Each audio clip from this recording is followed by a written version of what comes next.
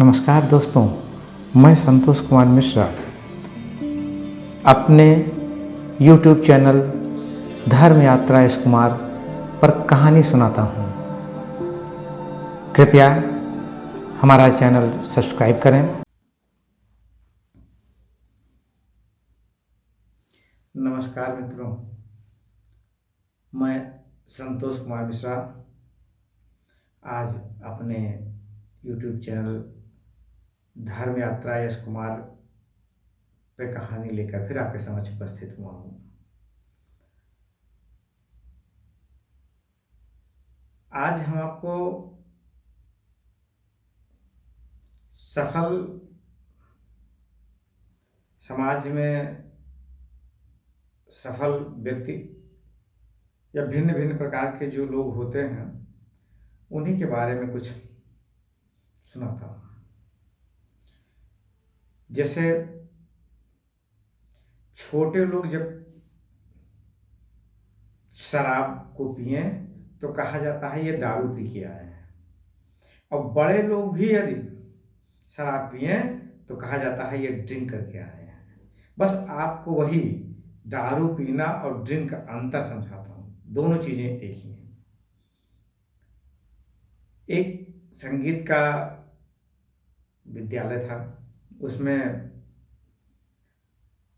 सभी छात्र शिक्षा ग्रहण कर रहे थे और संगीत में एक से एक महारत उसमें शिक्षा देने वाले थे जो पढ़ाते थे, और उनकी शिक्षा से उसी विद्यालय का एक लड़का नीलेश कुमार संगीत में अव्वल आया, और वाकई में उसके वाणी में जैसे सरस्वती स्वयं विराजमान थी। वो जब गाता था तो सुर के और ताल में ऐसा सामंजस्य बैठता था कि जैसे लगता था कि सरस्वती जी ही उसके कंठ से गा रही हैं। और उसी विद्यालय में नीलेश कुमार के साथ साथ एक युवती भी पढ़ती थी जिसका नाम राजकुमारी था। राजकुमारी भी संगीत में नंबर 1 पे ही थी। कई बार कॉलेज में जब फंक्शन होता था तो नीलेश का और राजकुमारी का एक साथ प्रोग्राम भी होता था, जिसमें दोनों के गाने को सुनकर के लोग बड़े प्रसन्न होते थे। बड़ा चलवा था दोनों लोगों का, बड़ा नाम हुआ दोनों लोगों का। अब नीलेश कुमार नीलेश हो गए, राजकुमारी राज हो गई। अब जहां भी देखिए नीलेश राज का नाम चलने लगा। शिक्षा ग्रहण करने के बाद फिर दोनों लोग अलग अलग हुए। नीलेश अपने राज्य को चले गए, राजकुमारी अपने राज्य को चली गई। दोनों अलग अलग राज्य से रहने वाले थे। तो नीलेश जाकर के ज्यादातर भजन गाने लगे, सूफी सॉन्ग गाने लगे। वहीं राजकुमारी जो थी वो एक वैश्या की पुत्री थी, तो उनको एक बड़े क्लब में गाना के लिए भेज दिया गया जहां बड़े लोग आते थे। राजकुमारी के यहाँ बड़े लोग आते थे, नीलेश जी के यहाँ भक्त ये अपने गांव के पास में जाते थे। कुछ मंडली इकट्ठा होती थी, कुछ प्रोग्राम होता था, लोग संकीर्तन कराते थे और सब उसी में गाते थे। ये अपना ऐसे जीवन यापन करने लगे। दोनों लोग कई बार स्कूल के प्रोग्राम में बाहर भी गए थे, बाहर प्रोग्राम किए थे। संजोग से एक आध बार दोनों लोगों ने अपना कमरा भी शेयर किया था। फिर तमाम बातें उस दौरान जीवन यापन के बारे में हुई। जीवन एक साथ बिताया जाएगा। राज और नीलेश एक साथ ही जीवन व्यतीत करने के लिए उत्साहित भी थे। संगीत के क्षेत्र में दोनों लोग सफलता के शिखर को छुएंगे। नवयुवक के जैसे सपने होते हैं उसी प्रकार से इन दोनों ने भी तमाम सपने अपने अपने देखे थे। अब जब दोनों अलग अलग हो गए तो दोनों के सपने एक नहीं हो पाए। फिर अपने अपने क्षेत्र में करीब 10 साल दोनों लोगों ने मेहनत किया। इधर राजकुमारी ने खूब पैसा कमाया, अकूत संपत्ति इकट्ठा की। उधर नीलेश ने भी अपने क्षेत्र में नाम कमाया। अब उनके क्षेत्र में उतना पैसा नहीं आ पाया। तो एक बार संजोग से एक प्रोग्राम हुआ। प्रोग्राम में सुबह कीर्तन था, शाम को नर्तकी का प्रोग्राम था। एक बड़े नेताजी, मंत्री जी कहिए या बिजनेसमैन कह लीजिए, जिस भी प्रकार कहिए, वस्तुतः वो सिर्फ एक बड़े आदमी थे। उनके यहाँ ये प्रोग्राम हुआ दोनों लोगों का। संजोग से 10 साल बाद फिर दोनों लोग मिल गए। और दोनों लोगों के मिलने के बाद एक जो नर्तकी थी उनके लिए अलग एक 5 स्टार होटल में रहने की व्यवस्था किया गया, और ये जो आए थे इनके लिए एक अलग आश्रम वहीं पे था, वहाँ उसमें व्यवस्था किया गया था। दिन भर इनका प्रोग्राम हुआ। शाम को इनका ये हुआ कि अब इनका पूजा पाठ का प्रोग्राम बंद होगा तो नर्तकी का कार्यक्रम होगा। अब नर्तकी का उस समय नाम नहीं बताया गया, ये कहा गया कि बॉम्बे से कोई नर्तकी आई हुई हैं, उन्हीं का प्रोग्राम होगा। पंडित जी भी संगीत के शौकीन थे, इन्होंने भी उस कार्यक्रम में भाग लेने की इच्छा जाहिर की। जब मंच पे आए तो इन्होंने देखा कि अरे ये तो हमारे साथ पढ़ने वाली वही राज है। एक सोफे पे सामने नीलेश जी बैठे हुए थे। नीलेश जी को नर्तकी ने भी देखा, वो भी बड़ी पसंद हुई कि तो पुराने मित्र एक दूसरे से निगाहें मिला रहे हैं। उसने हल्की सी मुस्कुराहट अपने चेहरे पे लाई, और इधर नीलेश भी अपने चेहरे पे मुस्कुराहट लाई। दोनों की आंखें एक दूसरे को से मिल गईं और तमाम पुरानी चीज़ें दिमाग में आ गई। पूरा प्रोग्राम हुआ। नीलेश ने भी खूब ताली बजाई उनके प्रोग्राम पे। राज जितनी बार प्रोग्राम करती, नीलेश उतने ही ताली बजाई, यहाँ तक कि एक आध बार वो उठकर खड़े होकर के ताली बजाने लगे, इतने रोमांचित हो गए। प्रोग्राम समाप्त हुआ। अगले दिन नीलेश होटल में मिलने गए राजकुमारी से। दोनों लोग बैठे साथ में, कुछ पुरानी यादें ताज़ा हुई, कुछ नोक झोंक भी रही। नोक झोंक, मीठी सी नोक झोंक थी। दोनों लोगों में नोक झोंक हुई, कुछ मुस्कुराहट में भी पल बीता, कुछ हंसी ठिठोली में भी पल बीता। उसके बाद फिर आखिरी में वार्ता आ गई जीवन को साथ बिताने के लिए।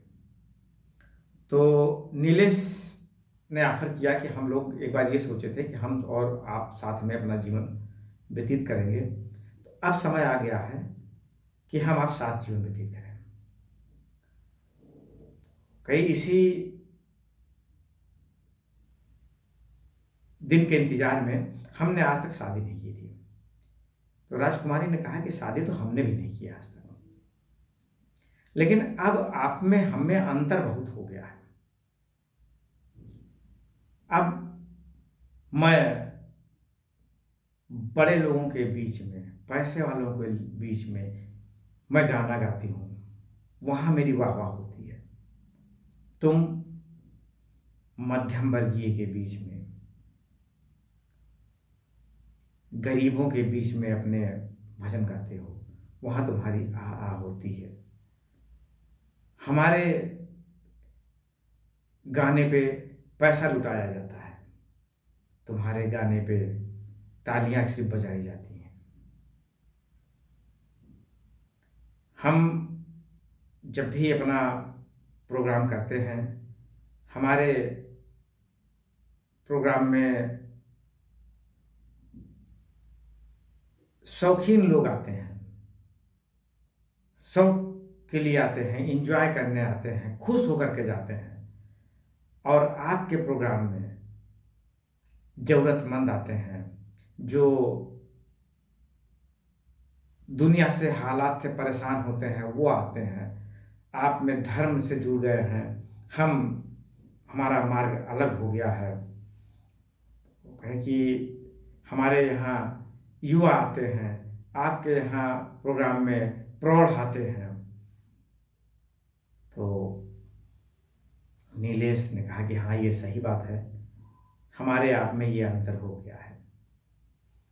इसको अगर छोड़ दिया जाए तो हमने आपने वादे भी बहुत किए थे, हमारे आपके वादे भी बहुत थे। तो राजकुमारी ने कहा कि वादे हमारे आपके समय के हिसाब से थे, उस समय समय की ज़रूरत थी, हम उस समय के भाव में बह गए थे, जिससे हमने भी तमाम वादे आपसे कर लिए थे, आपने भी तमाम वादे हमसे कर लिए थे। लेकिन आज आपका रास्ता अलग है, हमारा रास्ता अलग है। आज हम बड़े लोगों के बीच में जाते हैं, हमारे लिए पूरी महफिल सजी होती है, हमारे जिस हम कार से उतरते हैं, कार में खुशबू होती है, कार से बाहर निकलते हैं तो भी खुशबू बिखर जाती है। नीलेश बड़े उदास हुए। उदास होने के बाद नीलेश ने कहा कि देखिए राजकुमारी जी, आप कुछ लेती हैं तो लोगों को एंजॉय कराती हैं, हम लोगों को देते हैं, हम लोगों को शांति देते अपने कीर्तन से, भजन से, हम लोगों के दुखी लोगों के मन में सांत्वना देते हैं, निराश व्यक्तियों में एक आस की उम्मीद ले आते हैं, टूटे हुए लोगों को जोड़ने का प्रयास करते हैं, समाज में एक अच्छा संदेश देते हैं। हम में आप में यही अंतर आ गया है, क्योंकि आप घरों को से जो आपके पास आ जाते हैं, आप चाहती हैं कि वो वापस घर ना जाएं, वो आप ही के पास रहें। हम जो हमारे यहाँ आता है, हम उससे बताते हैं कि अब तुम अपने घर जाओ और घर में कैसे रहो, मिलजुल के कैसे रहो। दोनों लोगों में काफ़ी देर वार्ता हुई।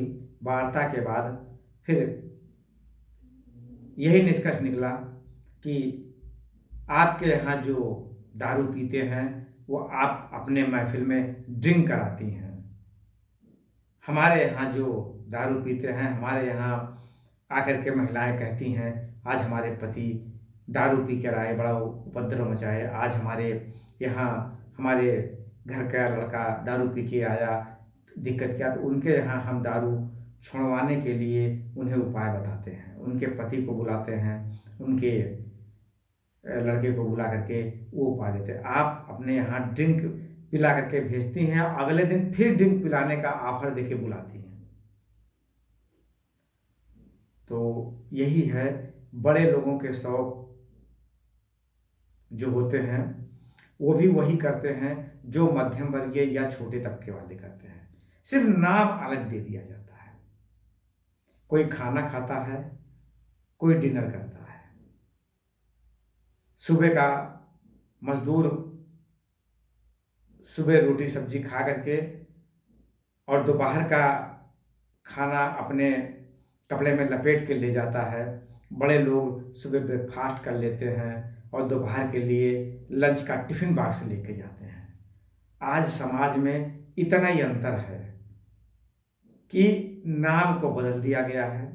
बड़े लोग इंग्लिश में बोल देते हैं, उनका चीज़ें बदल गई। छोटे लोग हिंदी में अपने स्वदेशी भाषा में बोलते हैं तो वो छोटे कहे जाते हैं। ना कोई छोटा है ना कोई बड़ा है, सब बराबर के हैं। हमारे